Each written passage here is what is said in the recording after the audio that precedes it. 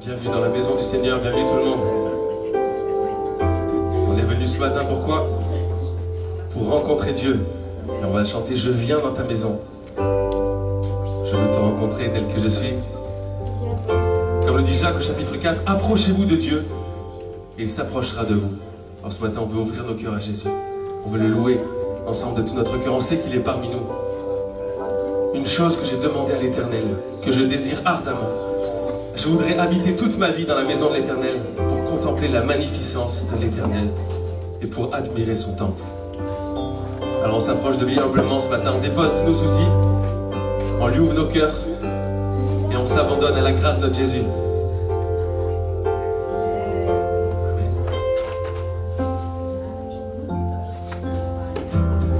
Je viens dans ta maison, je veux te rencontrer, tel que je suis, m'abandonner.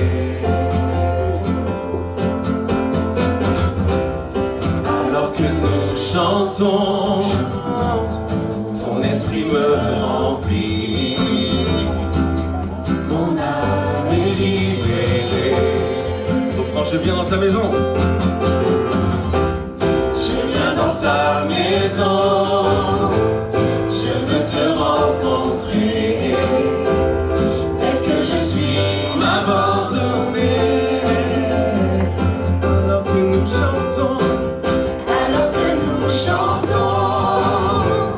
ton esprit me remplit, mon âme est libérée. Je te vois, je t'entends, près de moi, tu es là. Viens et souffle sur moi. Je ressens ta présence comme un feu, comme un vent. Jésus, je veux plus de toi. Je viens dans ta maison, je veux te rencontrer, tel que je suis, m'abandonner. Alors que nous chantons, ton esprit me remplit, mon âme est libérée. Oh, je te vois, je t'entends, près de moi, tu es là. Viens et souffle sur moi. Je ressens ta présence comme un feu, comme un vent. Jésus, je veux plus de toi. Je te vois, je t'entends, près de moi, tu es là. Viens et souffle sur moi. Je ressens ta présence comme un feu, comme un vent. Jésus, je veux plus de toi. Jésus, je veux plus. Oui, Jésus, je veux plus de toi. Une dernière fois. Oh Jésus, je veux plus de toi. Amen. En toutes circonstances, je veux bénir le nom de l'Éternel. Que tous ceux qui vivent, qui respirent, louent son nom. Louerai l'Éternel, je louerai l'Éternel. Je louerai l'Éternel, je louerai l'Éternel. Encore. Je louerai l'Éternel, je louerai l'Éternel. Je louerai l'Éternel, je louerai l'Éternel.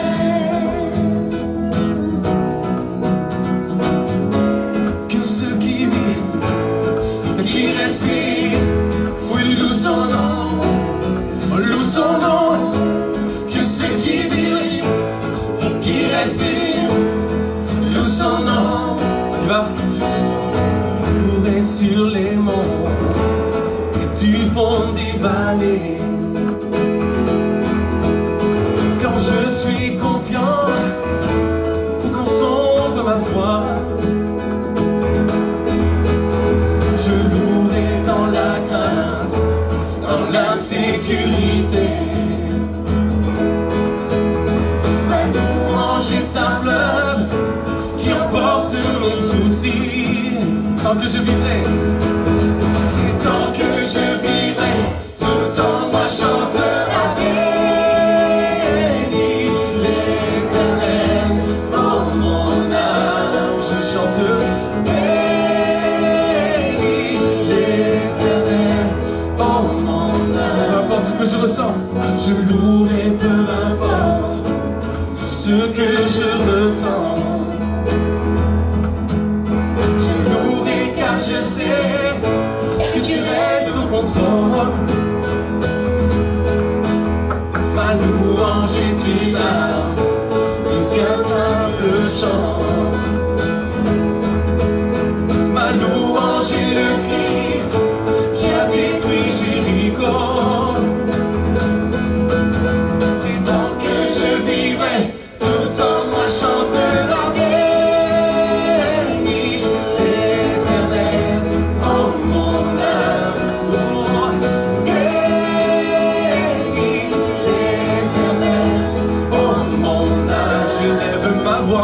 J'élève ma voix, mon Dieu est vivant, rien n'arrêtera ma louange. Béni, béni l'Éternel, oh mon âme. Je louerai l'Éternel, je louerai l'Éternel. Je louerai l'Éternel, je louerai l'Éternel. Ton autorité, ta majesté. Ton autorité, ta majesté, pour ta victoire, oh Dieu, je te louerai. Pour ta fidélité, ta sainteté, pour ta puissance, oh Dieu, je te louerai. Pour ton autorité, ta majesté, pour ta victoire, oh Dieu, je te louerai. Pour ta fidélité, ta sainteté, pour ta puissance, oh Dieu, je te louerai. Tout le monde.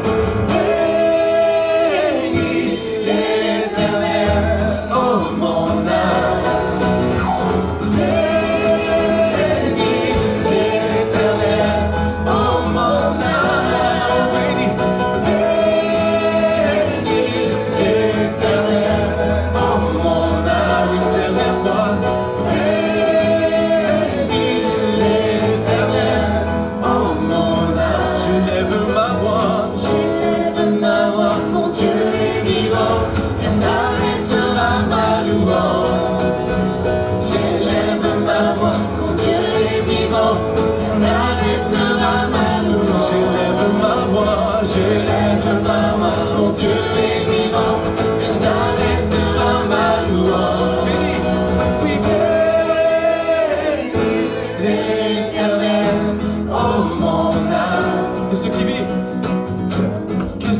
vivent, oh qui respirent, louent son nom, oui, louent son nom. Que ceux qui vivent, qui respirent, louent son nom, louent son nom.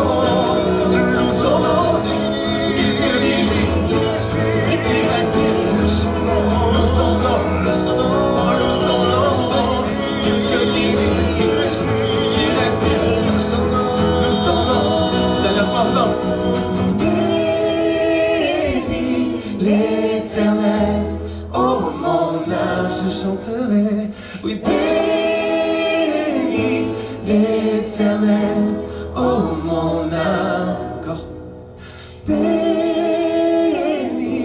l'Éternel, oh mon âme. Béni l'Éternel, oh mon âme.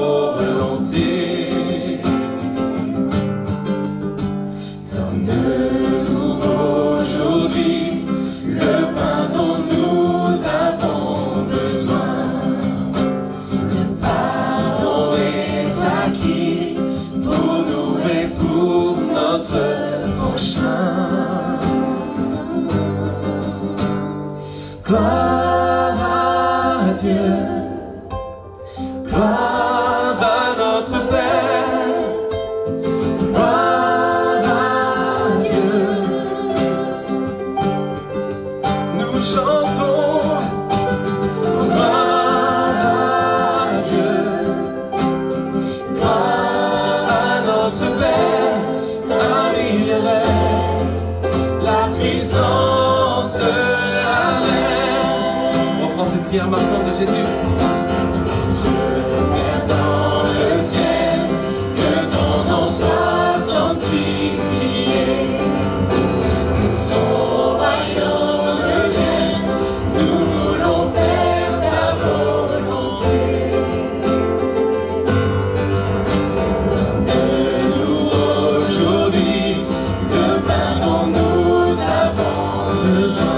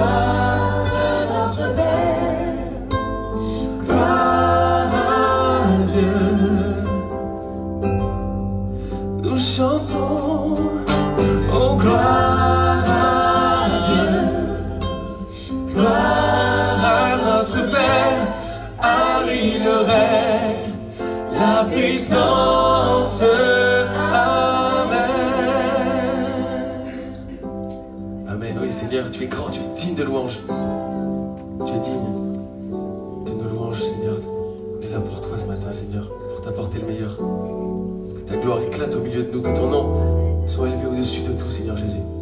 Remplis nos cœurs de ton amour, remplis-nous de ta présence, de ton esprit. Et consume nos doutes. Par ton feu, manifeste-toi, Seigneur. Manifeste ta puissance en nous. Tu es grand, Seigneur. On va réaliser ces paroles. Magnifique, digne de louange. Oh Jésus, ta grâce. Tu es grand, Seigneur. Oh, tu es grand, Seigneur. Alléluia. Tu es grand, Seigneur.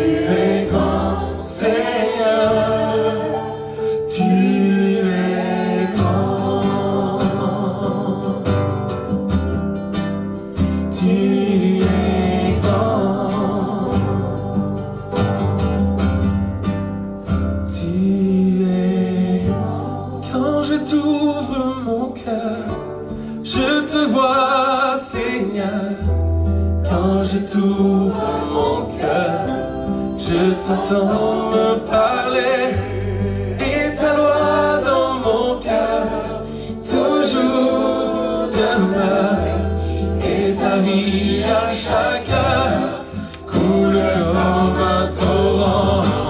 Quand je t'ouvre mon cœur, je te vois, Seigneur.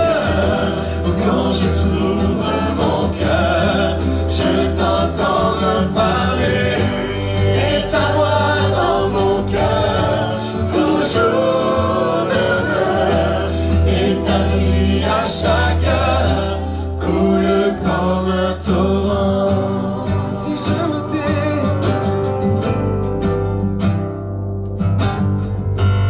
si je me tais, j'apprendrai à écouter la voix du bon berger. Quand je l'entends, je comprends qu'il a payé pour ma liberté. Quand je t'ouvre mon cœur, Seigneur, reçois l'adoration de tes enfants, Jésus. Quand je t'élève ton nom avec joie ce matin, je glorifie celui qui nous a sauvés. Et ta loi dans mon cœur, gloire à toi, Jésus. Reçois cette adoration de tes enfants. À chaque heure coule comme un torrent. Quand je t'ouvre mon cœur, je te vois, Seigneur. Quand je t'ouvre mon cœur, je t'entends me parler, et ta loi dans mon cœur toujours demeure, et ta vie à chaque heure coule comme un torrent. Je veux chanter ce chant d'amour, je veux chanter ce chant d'amour pour mon sauveur, pour toi Jésus. Merci, merci pour ce que tu as fait. Tu es si précieux, Jésus mon sauveur. Je suis heureux, Je suis heureux, tu m'as donné ton nom. Je ne veux pas être ailleurs. je suis heureux. Je suis heureux, tu m'as donné ton nom. Je ne veux pas être ailleurs. Que dans tes bras d'amour, Dans tes bras d'amour,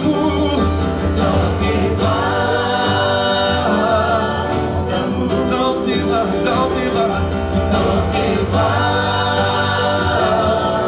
d'amour, tout près de toi, contre ton cœur, tout près de toi, tout près de toi, contre ton tout cœur, près de toi, tout près de toi, contre ton cœur, dans tes bras d'amour. Je veux chanter un chant d'amour. Je veux chanter un chant d'amour pour mon sauveur, pour toi Jésus. Merci, merci pour ce que tu as fait. Tu es si précieux, Jésus mon sauveur, je suis heureux. je suis heureux, tu m'as donné ton nom. Je ne veux pas être ailleurs. Je suis heureux, tu m'as donné ton nom. Je ne veux pas être ailleurs. Ce nom est si merveilleux, ce nom est si merveilleux, ce nom est si merveilleux, le nom de Jésus-Christ mon roi.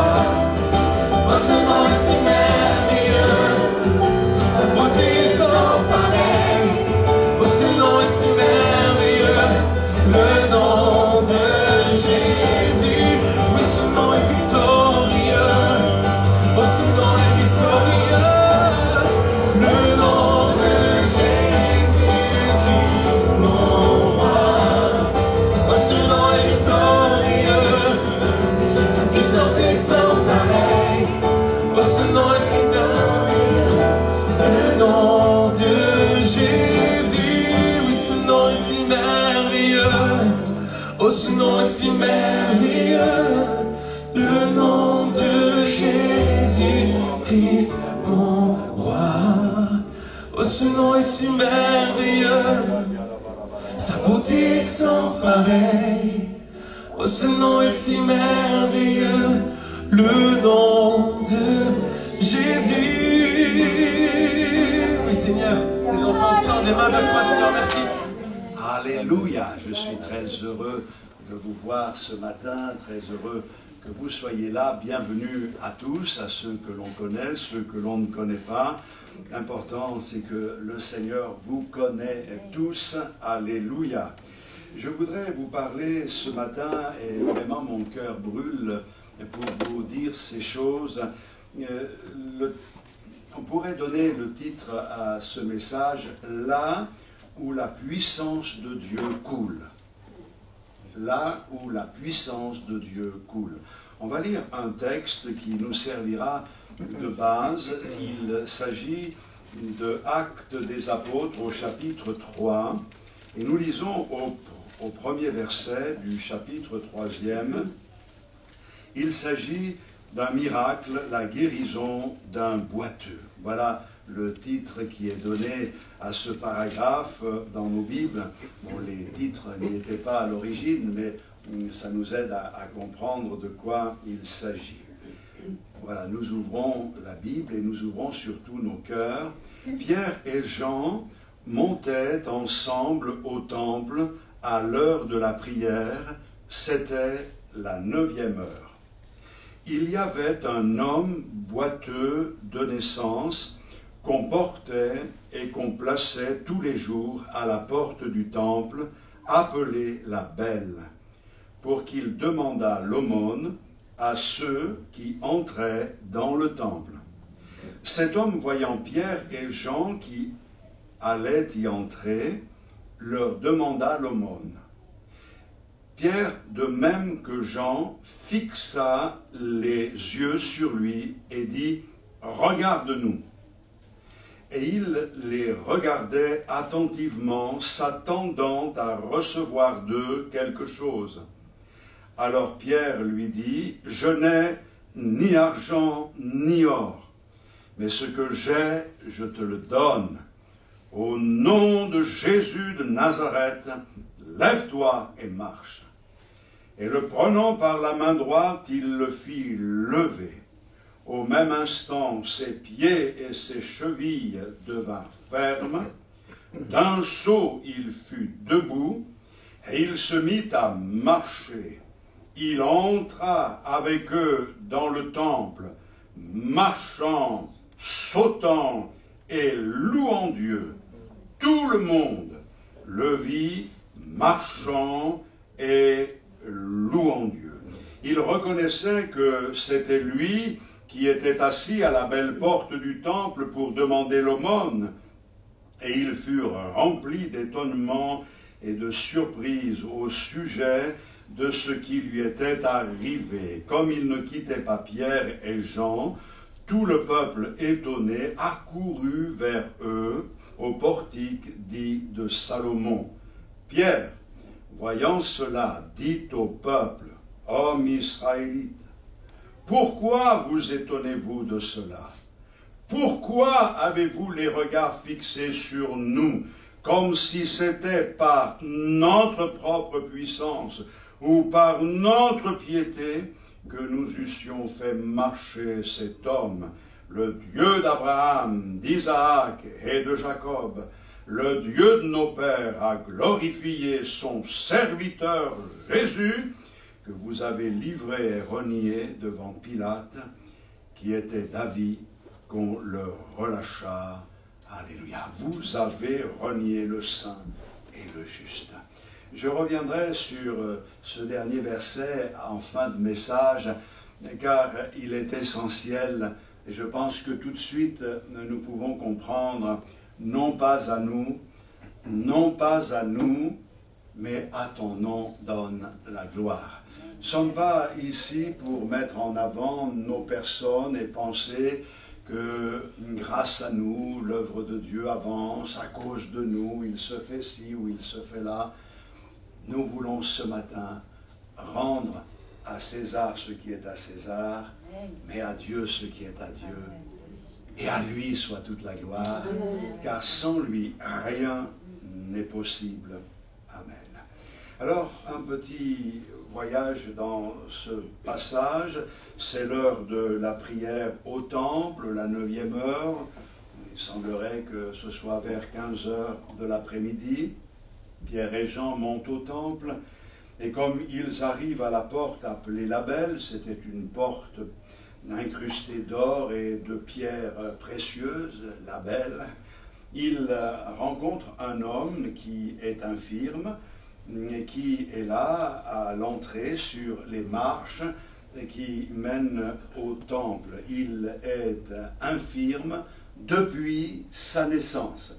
Ça veut dire un homme qui n'a jamais pu se mettre debout sur ses pieds, qui n'a jamais pu marcher.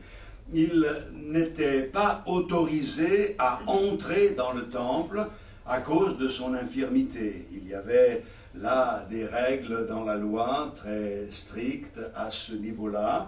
Et certainement qu'avec beaucoup d'orgueil, les religieux le regardaient comme quelqu'un qui n'avait pas le droit d'entrer. Eux, ils pouvaient entrer, mais lui, on le déposait à la porte. Il n'avait pas le droit d'entrer. Oh, que le Seigneur vienne briser notre orgueil et que nous réalisions vraiment la grâce de Dieu et l'amour de notre Seigneur, car en réalité, cet infirme, c'est nous. C'est nous qui sommes infirmes et qui sommes interdits de la présence du Seigneur, de la gloire de Dieu à cause de nos péchés. Et le Seigneur nous connaît parfaitement, mais nous n'en sommes pas restés là. Alléluia.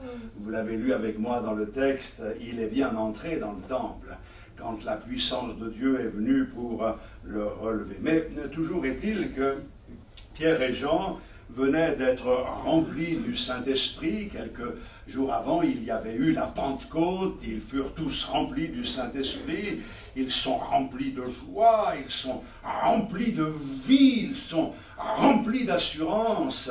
Et ils vont au temple et ils voient cet homme à la porte du temple qui fait l'aumône. Ils s'arrêtent et ils s'adressent tous les deux à lui en lui disant « Regarde-nous ». Cet homme certainement n'osait pas lever la tête et regarder les personnes en face de peur de les heurter d'une manière ou d'une autre.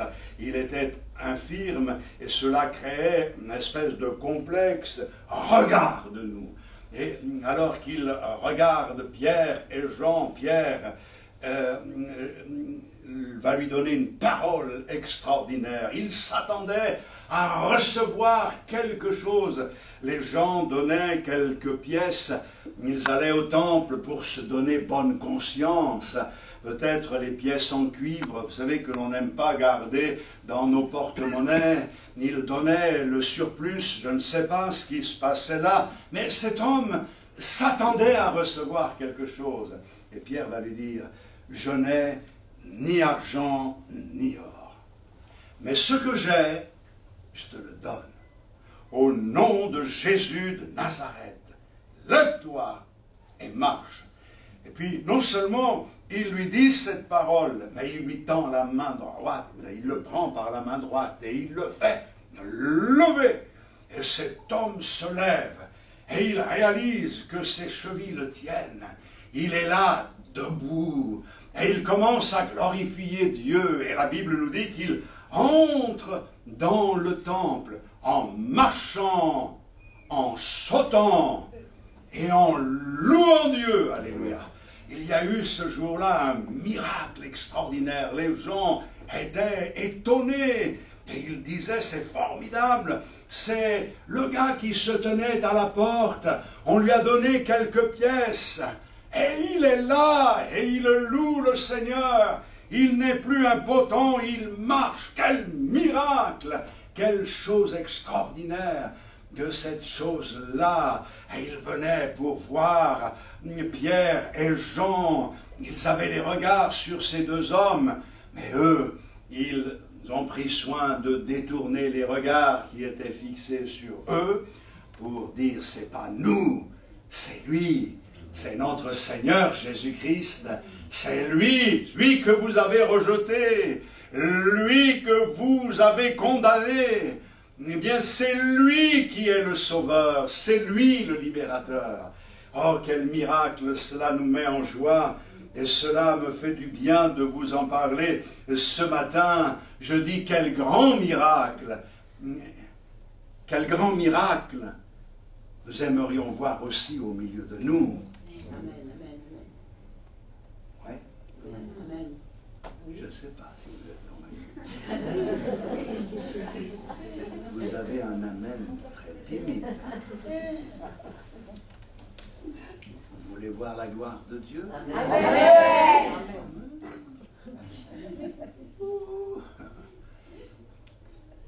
Est-ce que vous pensez que c'est possible? Amen. Oui. Oui. Quand? Là. Maintenant. Tout moment, tout est possible. C'est ça. Bien. On va entrer dans la pensée maintenant. On aime entendre ces histoires de la parole de Dieu. Et nous ne voulons pas vivre avec des histoires du passé. Nous voulons voir la gloire de Dieu. Alléluia. Heureusement, nous avons vu de belles choses déjà. Mais Dieu veut faire bien plus que ce que nous désirons recevoir. Dieu est un grand Dieu.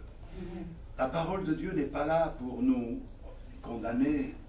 Elle est là pour nous aider, pour nous encourager. Je ne sais pas quelle est ta vie. Je ne sais pas ce que tu as vécu ces derniers temps. Tu es peut-être comme cet infirme. Tu te sens peut-être comme illégitime ici parce que tu es pécheur, pécheresse.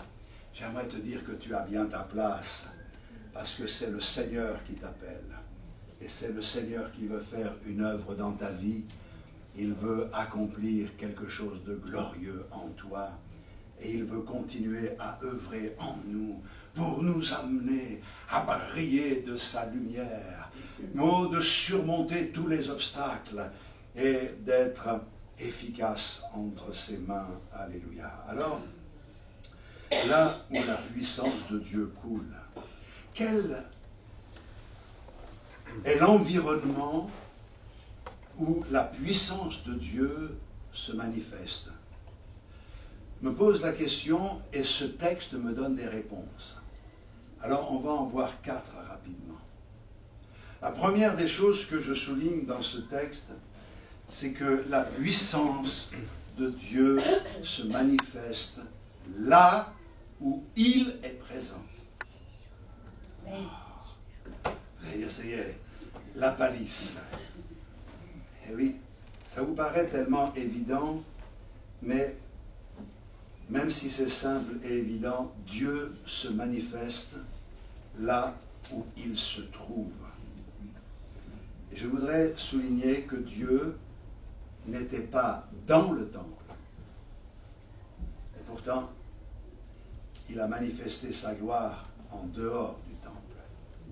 On va y revenir dans un instant. Regardez la situation difficile de cet homme boiteux. Il était assis à l'entrée du temple depuis des années, puisque un peu plus loin dans le chapitre 4 et au verset 22, car l'homme qui avait été l'objet de cette guérison miraculeuse était âgé de plus de 40 ans. Donc on imagine, boiteux de naissance, que ça faisait un moment qu'on l'amenait là. Le temple était censé être la maison de Dieu, la maison de la présence de Dieu. Et pourtant, il a passé toute sa vie à l'extérieur du temple. Il n'était pas à l'intérieur du temple, à l'extérieur. Malgré toute la ferveur des religieux, de ceux qui venaient pour prier, ces gens n'avaient rien à offrir à ce boiteux. si ce n'est quelques pièces pour qu'il puisse s'acheter un sandwich, je ne sais pas. Le mieux qu'il pouvait faire, c'est lui donner quelques pièces, et souvent c'était pour, je l'ai déjà dit, se donner bonne conscience, soulager leur conscience. C'était la maison de Dieu, du Dieu qui a créé l'univers, le Dieu tout-puissant, le Dieu qui dépasse notre entendement, car qu'est-ce que l'univers? Vous avez maintenant la possibilité, par la science, de comprendre ce qu'est l'univers. Un peu, on a le vertige quand on sait qu'il faut des millions d'années-lumière pour qu'on atteigne telle étoile. Il y a des galaxies, et dans chaque galaxie, il y a des milliards d'étoiles. Il y a de quoi avoir le vertige, et nous savons que les cieux des cieux ne peuvent le contenir. Et il fait de la terre son marchepied. Il y a quelque chose de particulier. Pourtant, Dieu n'était pas dans cette maison qui avait été bâtie pour lui. Pourquoi je dis cela? Pourquoi je me permets de dire cela? Alors, j'ouvre une parenthèse pour que on soit bien au clair. Dieu est partout. Mais il y a une différence entre le fait que Dieu soit partout et le fait qu'il soit présent au milieu de nous. Vous avez remarqué quand Jésus a dit « Lorsque 2 ou 3 se rassembleront en mon nom, je serai au milieu d'eux. » Et nous savons, parce que nous en avons fait l'expérience, qu'il y a une différence entre le fait de savoir et d'expérimenter que Dieu est présent dans un lieu où on est assemblé et un lieu où il n'est pas présent de cette manière-là. Ça ne veut pas dire qu'il n'est pas présent. Il sait tout, il connaît tout, il est partout, il est omniscient, omnipotent, omniprésent.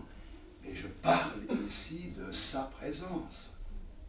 Je sais une chose ce matin, c'est que le Seigneur est présent au milieu de nous. Amen. Et avant même de venir dans cette réunion, et depuis quelques jours, le Seigneur travaille mon cœur. Je sais que Dieu veut manifester sa gloire au milieu de nous. Amen. Et c'est un encouragement pour moi, pour vous parler du Seigneur. Mais dans le temple, pourquoi je dis qu'il n'était pas présent? Parce qu'il s'était passé quelque chose quelques jours avant. Jésus a été crucifié. Et si vous connaissez un peu les Écritures, vous savez que quand Jésus a dit « tout est accompli », il s'est passé quelque chose dans le temple. Le voile s'est déchiré depuis le haut jusqu'en bas. Un voile très épais. Aucun homme n'aurait pu le déchirer, mais lui s'est déchiré. Pourquoi? Parce que c'est Dieu lui-même qui a pris ce voile et qui l'a déchiré. Avant, jusque-là, la présence de Dieu était derrière le voile, dans le Saint des Saints. Et personne n'avait le droit d'entrer dans la présence de Dieu. Il aurait été foudroyé par la sainteté de Dieu. Le souverain sacrificateur y entrait une fois par an avec le sang du sacrifice qu'il offrait en faveur du peuple. Et il y allait avec tous les habits somptueux, en respectant à la lettre ce que Dieu avait établi, en tremblant. Mais il y allait avec cette conviction que Dieu allait lui faire grâce, non seulement à lui, mais à tout le peuple. Mais là, le voile est déchiré. Et Dieu déclare une chose. Maintenant, ma présence n'est plus limitée derrière ce voile. Maintenant, ma présence peut se manifester partout. Maintenant, ma présence est accessible à tous. Elle n'est pas réservée à quelques-uns. Elle est réservée à tous ceux qui acceptent de passer par ce chemin, cette route nouvelle qui a été inaugurée pour nous, c'est-à-dire le voile déchiré de la chair de notre Seigneur. Au travers de son sacrifice, nous avons accès auprès du Père. Il y a là une grande différence entre de faire de la religion et entrer dans la réalité de ce que Dieu met devant nous. Nous voulons nous en prendre possession. Aujourd'hui, Dieu dit, je n'habite pas dans un temple, quel qu'il soit. Mais alors, où habite-t-il? Si Dieu n'est pas dans le temple, il est où? Il n'habite pas dans une maison faite de main d'homme, mais il a décidé de faire sa demeure, d'habiter en nous. Amen. Je ne sais pas, ça devrait nous faire bondir. Il fait sa demeure en nous. C'est-à-dire que vous devez réaliser ce matin que le Dieu créateur est au milieu de nous et qu'en plus, il habite en nous si nous l'avons accepté comme notre sauveur dans notre cœur. Alléluia. Dieu réside dans le croyant. Dieu n'est plus dans le temple. Le temps de la loi est terminé, le temps de la grâce a commencé. Et l'homme boiteux va expérimenter maintenant la véritable puissance de Dieu, non pas dans le temple, mais sur les marches du temple. Quelle espérance pour nous de comprendre que Dieu agit partout, n'importe où. Le temps viendra où les véritables adorateurs n'adoreront ni sur cette montagne, ni sur cette autre montagne, mais ils adoreront le Père en esprit et en vérité. Alléluia. Pierre va tendre maintenant la main à cet homme. Il le prend par la main droite et il le fait lever. Je pose la question, c'est la main de qui s'est tendue à ce moment-là? Eh oui, la main de Pierre. Mais c'est aussi et surtout la main de Dieu. Mais vous remarquerez qu'il y a là une indication pour nous. C'est comme si Dieu nous disait, la main de Pierre est devenue la main de Dieu, pour te dire aussi que tes mains sont les mains de Dieu, tes pieds sont les pieds du Seigneur. Il veut que tu marches sur ces sentiers, il veut que tu accomplisses les œuvres pour lesquelles il t'a appelé, qu'il a préparé d'avance pour toi. Oh, quel miracle extraordinaire s'est produit à ce moment-là, parce que Dieu était présent. Il était présent dans la vie des disciples. Et parce qu'il était présent dans la vie des disciples, quand Pierre tend la main, c'est le Seigneur qui tend la main aussi. Pierre n'avait aucun pouvoir, Pierre n'avait aucune autorité, mais le Dieu créateur a agi d'une manière extraordinaire à ce moment-là, et cet homme se met sur ses pieds. L'homme boiteux est guéri parce que la puissance de Dieu coule partout où il est, et il est là où ses enfants se présentent. Mes frères et sœurs, la puissance de Dieu ne se manifeste pas uniquement quand nous sommes ensemble, elle se manifeste quand tu es au travail, quand tu te déplaces ici et là en famille. Il y a quelque chose que tu ne dois pas oublier, c'est qu'on ne laisse pas le Seigneur dans la maison de Dieu et on part sans lui pour venir le chercher le dimanche suivant ou le mercredi suivant ou comme vous voulez. Non, il est toujours avec nous. Il demeure avec nous. Alléluia. Et notre Dieu est le Dieu puissant qui agit maintenant. Vous vous souvenez de Marthe et Marie? Elles ont envoyé un messager pour appeler Jésus parce que Lazare, leur frère, était malade. Mais Jésus a tardé, il n'a pas voulu venir de suite. Et quand Jésus arrive, Lazare était déjà mort, on l'avait déjà mis dans le tombeau. Et Marthe dit à Jésus, si tu avais été là, mon frère ne serait pas mort. Marie, plus tard, dira la même chose. Si tu avais été là, les choses auraient été tellement différentes. Mais Jésus va donner à Marthe ce message. Je suis la résurrection et la vie. Celui qui croit en moi vivra, même s'il meurt. Alléluia. Et celui qui croit en moi a la vie éternelle. Jésus est le même, hier, aujourd'hui et éternellement. Notre Dieu n'est pas le Dieu d'hier, si tu avais été là, mais il est le Dieu d'aujourd'hui, il se manifeste maintenant. Amen. Maintenant, la deuxième chose, c'est que la puissance de Dieu coule là où il y a de l'attente. Le boiteux pensait recevoir quelque chose. Bien sûr, vous allez me dire, il pensait recevoir quelques pièces, mais il pensait recevoir quelque chose. Et nous savons que Dieu donne toujours au-delà de ce que nous pouvons penser et même demander. Il s'attendait à recevoir quelques pièces, il n'a pas eu des pièces, il a eu une richesse beaucoup plus grande. À partir de là, il a été guéri de son infirmité et il est devenu cet adorateur qui adore dans le temple avec joie, avec enthousiasme. On l'a vu marcher, louer Dieu dans le temple. Alléluia. Le problème est que souvent nous venons à Dieu sans nous attendre à ce qu'il se passe quelque chose. Le pire, c'est que quelquefois, nous ne nous attendons à rien du tout. Nous venons et puis nous disons, ça va être une réunion de plus, on va repartir dans nos demeures, on va chanter, on va louer le Seigneur, on va prendre la Sainte Seine, ça va être bien, on va avoir un bon moment.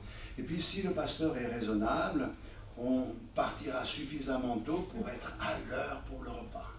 Et oui, on est comme ça. D'ailleurs, quand je suis un peu long, on commence à regarder les montres, on commence à vous impatienter. Et je comprends, il y a un temps pour tout. Mais je crois que rien n'est plus triste que de venir dans la maison du Seigneur sans s'attendre à ce qu'il se passe quelque chose, ou pire, venir en étant absolument certain qu'il ne va rien se passer. Si nous venons sans nous attendre à ce qu'il se passe quelque chose, la surprise, c'est qu'il ne se passera rien. Mais si nous venons avec cette attente, alors nous verrons la gloire du Seigneur. Je crois que c'est important de le dire ce matin. Nous nous privons souvent de beaucoup de choses parce que nous passons à côté de moments que Dieu a préparés pour nous. Et la Bible dit, il faut que ceux qui s'approchent de Dieu croient qu'il existe et qu'il est le rémunérateur de ceux qui le cherchent. Est-ce que tu crois qu'il existe? J'en doute pas. Mais est-ce que tu le cherches en sachant qu'il est le rémunérateur, que c'est lui qui bénit et qui donne infiniment au-delà de ce que tu peux penser et même imaginer? Êtes-vous venu ce matin en espérant quelque chose? Personnellement, je suis venu ce matin en m'attendant au Seigneur.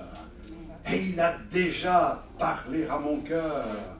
Et je bénis le Seigneur de tout mon cœur pour cela. Si vous vous attendez au Seigneur, vous ne partirez pas d'ici comme vous êtes venus. Vous aurez une réponse. Quelque chose va se passer dans votre cœur. Le boiteux attendait quelque chose. Il a reçu bien plus que ce qu'il attendait. Parce qu'il était dans cette attitude d'attente, alors le Seigneur l'a béni d'une manière particulière.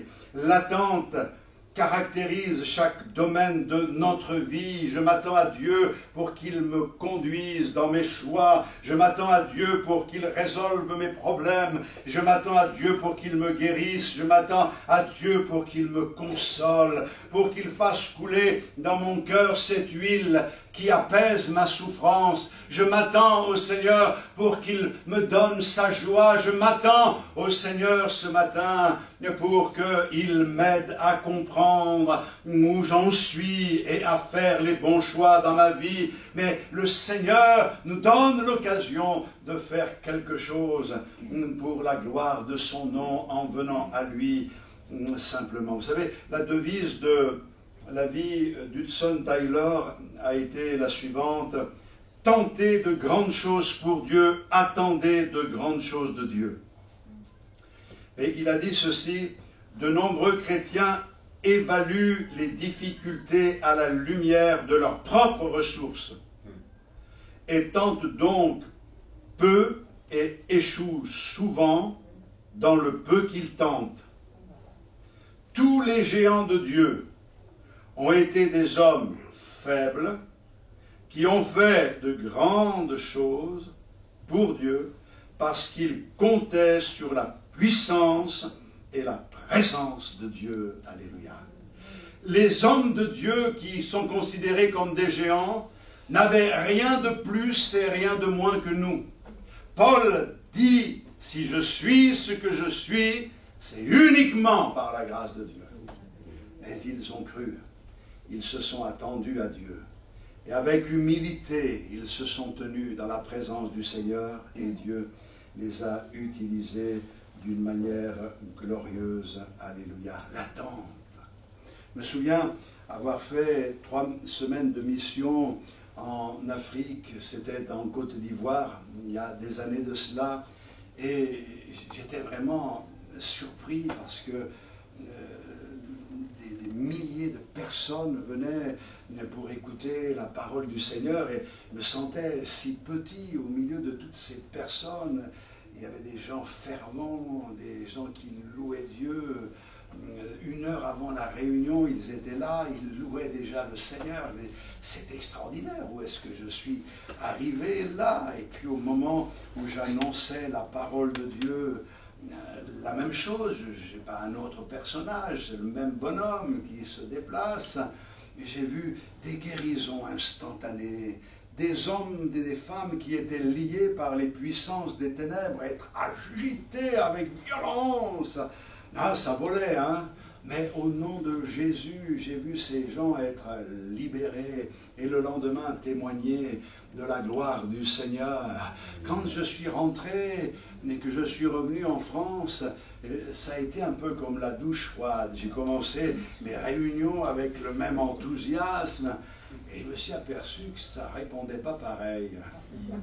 Et je me suis dit, mais qu'est-ce qui fait la différence?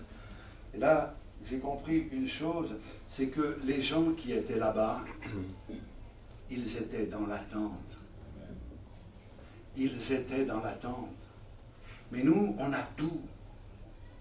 On est riche de tout. Hein. On a des solutions de tout, on connaît tout, on sait tout. Et maintenant, avec l'IA, on ne peut rien nous apprendre, hein, parce qu'on connaît tout. Tu dis que tu es riche, mais tu es pauvre. Je crois qu'il nous manque l'essentiel.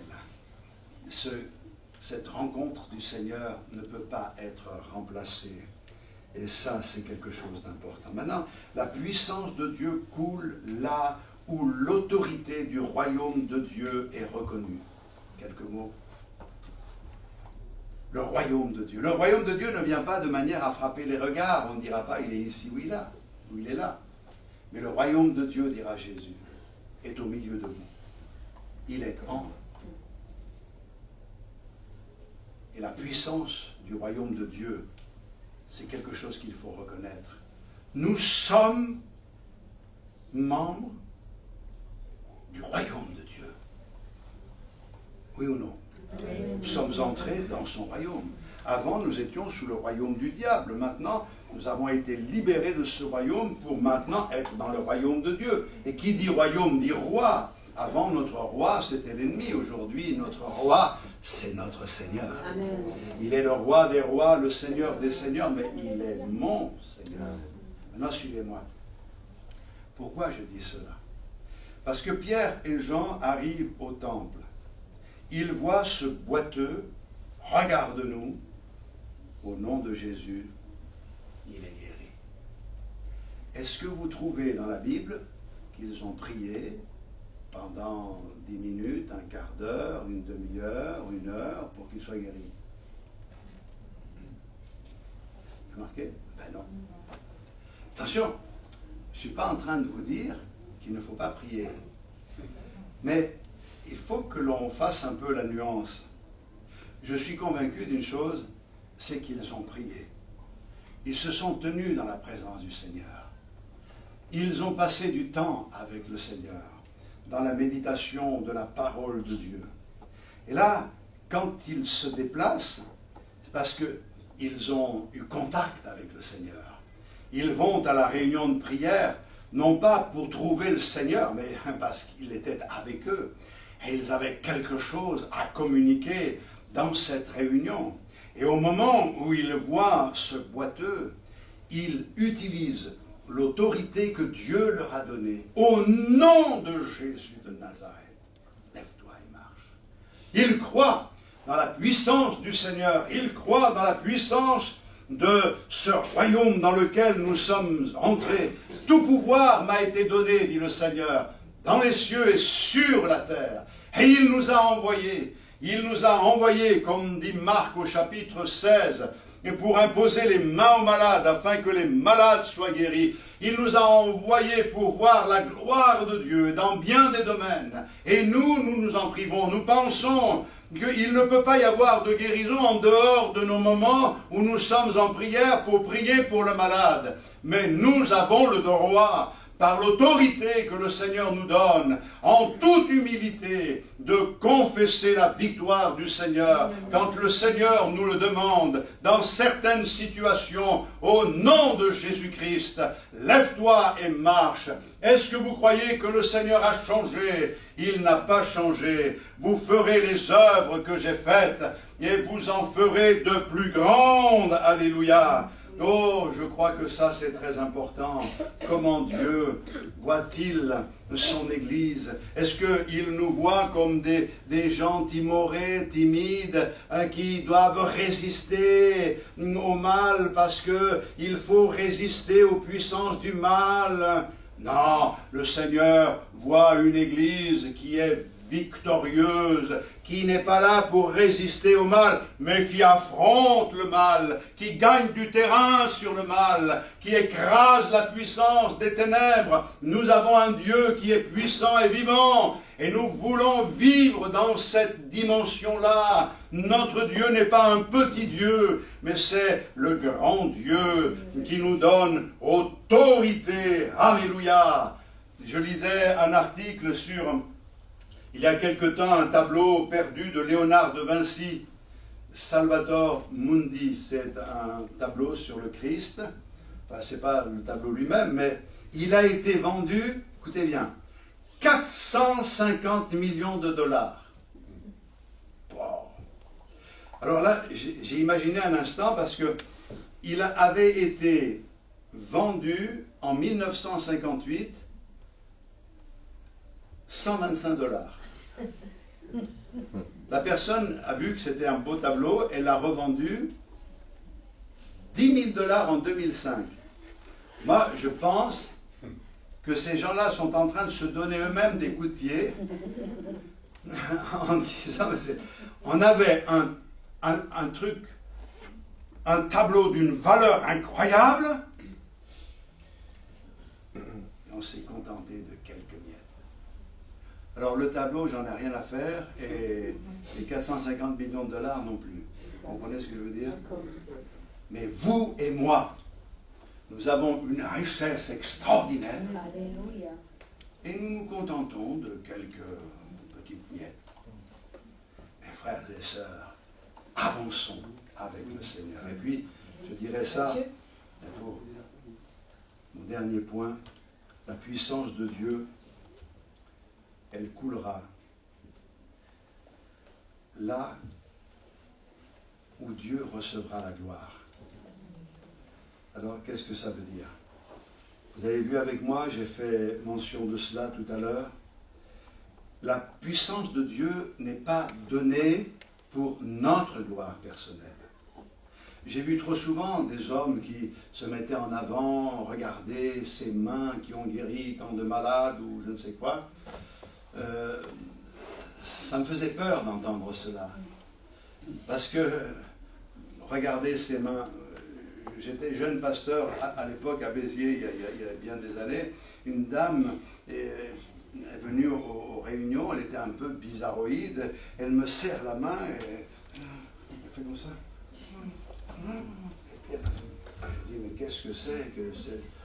Je n'étais pas trop l'habitude. En réalité, elle était un peu magnétiseuse, cette femme, et soi-disant qu'elle était venue pour récupérer le fluide qu'il y avait là dans mes mains.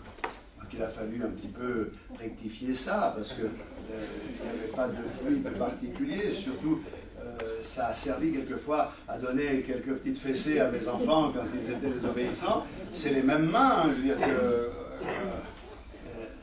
c'est pas les mains des hommes, vous comprendrez. C'est pour cette raison que Pierre, voyant que les gens s'approchaient et les regardaient eux, il dit au peuple, hommes israélites, pourquoi vous étonnez-vous de cela? Pourquoi avez-vous les regards fixés sur nous comme si c'était par notre propre puissance ou par notre piété que nous eussions fait marcher cet homme? Et il parle de celui qui est le descendant d'Abraham, la postérité d'Abraham, par lequel nous avons le salut. C'est Jésus, lui, qui est le Sauveur, le Libérateur. La gloire revient à Dieu. Et mes frères et sœurs, vous ne pourrez pas être vainqueurs et vous ne pouvez pas avancer si le Seigneur n'a pas la première place dans votre vie et si vous ne faites pas les choses pour sa gloire. Je crois que ça c'est très important. Alors je termine avec une anecdote. C'est un pasteur, un vieux pasteur qui avait été grandement utilisé par Dieu dans les miracles. Et Dieu avait fait de grandes choses au travers de sa vie. Un jeune pasteur est venu le voir et lui a demandé quelques conseils. Est-ce que vous pouvez bien m'apprendre à prier la prière de la foi? Parce que j'aimerais moi aussi voir de belles et de grandes choses dans le ministère que le Seigneur m'a confié. Le vieux pasteur lui a répondu ceci. Ça m'a donné à réfléchir. Ça nous donne à réfléchir.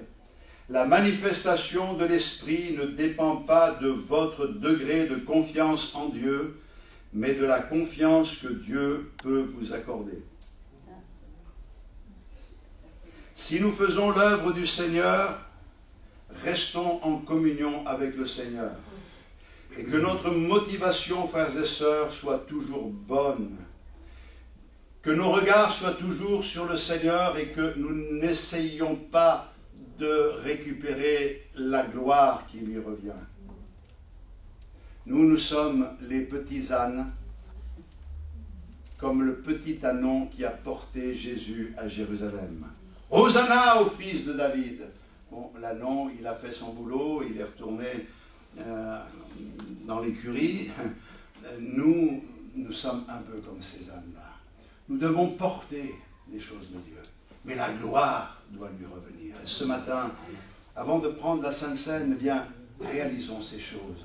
Et que Dieu continue à se manifester au milieu de nous. On va prier le Seigneur encore quelques instants ensemble de gloire à Dieu. Seigneur, je crois que comme ce boiteux a été guéri ce jour-là, tout ce qui est boiteux dans nos vies, tu le guéris ce matin. Seigneur, il y a des infirmités qui ne se voient pas physiquement, mais qui sont réelles dans nos vies. Dieu de grâce, Dieu de gloire, étends ton bras puissant ce matin. Oh, tu nous utilises afin d'annoncer ta parole, mais tu es là, présent au milieu de nous, pour accomplir le miracle. Fais ton œuvre. D'ailleurs, quelquefois, certains se trouvent dans des situations qui ressemblent à un sac de nœuds. Nous ne voyons pas, humainement parlant, la possibilité de les aider. Nous ne savons pas comment nous y prendre. Mais une chose est certaine, Seigneur, c'est que toi, tu as déjà les clés, les solutions. Alors, manifeste-les au milieu de nous. Je te prie pour mes sœurs, pour mes frères, pour les jeunes, pour les moins jeunes. glorifie-toi au milieu de nous. Et que nous aussi, fixant les regards sur toi, nous puissions dire, Seigneur, nous voulons faire ta volonté. Nous voulons vivre de ta vie. Et nous voulons accomplir tes plans. À toi soit toute la gloire dans le nom de Jésus, notre Sauveur. Aucun problème n'est trop grand pour le Dieu vivant. Aucune montagne n'est trop haute qui ne puisse franchir. Aucune tempête trop violente qui ne puisse calmer. Aucun chagrin trop profond pour le Dieu d'amour. S'il a porté le poids de ce monde sur ses épaules, je sais, ami, qu'il te soutiendra jusqu'au bout. S'il a porté le poids de ce monde sur ses épaules, je sais, mon frère, qu'il te soutiendra jusqu'au bout. Il dit, venez à moi, vous qui êtes fatigués, et du repos je vous donnerai.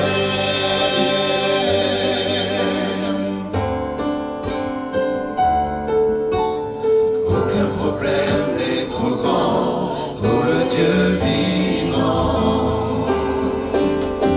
Aucune montagne n'est trop haute qu'il ne puisse franchir.